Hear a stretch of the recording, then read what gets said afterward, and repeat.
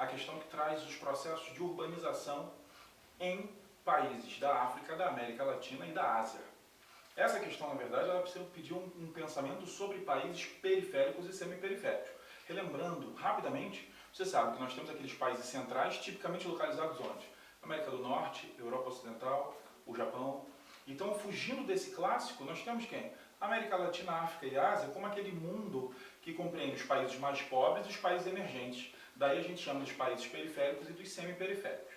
Continuando nesse raciocínio, ele pede sobre o padrão de urbanização. E aí você lembra que o padrão de urbanização ele difere bastante de países ricos para países pobres e emergentes.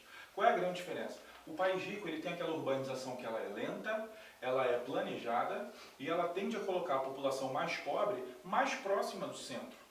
Então esse padrão de urbanização ele tende a ter um ritmo muito lento, o que faz dele uma urbanização bastante estruturada. Essa é a parte positiva. Já quando nós pensamos em países periféricos ou semiperiféricos, geralmente o processo de urbanização ele é rápido, rápido demais, por quê? Porque ele responde a uma mudança de lógica. Como assim? O país ele vinha sendo agrícola. De repente ele passa por um forte processo de industrialização e aí aquela população que só achava um emprego no campo passa a ter oportunidades nos centros urbanos e aí elas migram rapidamente. E isso aí gera um problema. Por quê? Porque processos muito rápidos tendem a ser pouco planejados. Então o que você vai observar? Aquela cidade que cresce de maneira natural, numa velocidade exageradíssima e que geralmente não compreende estrutura para todo mundo. Então, quando a gente vai comparar isso aí, o Enem pede para você qual é a questão que abordava exatamente os reflexos desse tipo de urbanização de países mais pobres e de países semiperiféricos. O que a gente responde?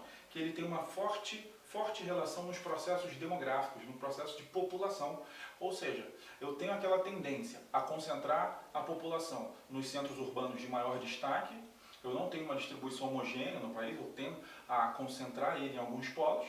E fora isso, apesar da cidade já ser concentrada, já estar inchada, eu continuo com aquele processo que a gente chama de êxodo rural, ou seja, da saída campo-cidade. Eu continuo com esse processo. Tendo isso na cabeça, ficou fácil a resposta. O gabarito é letra C.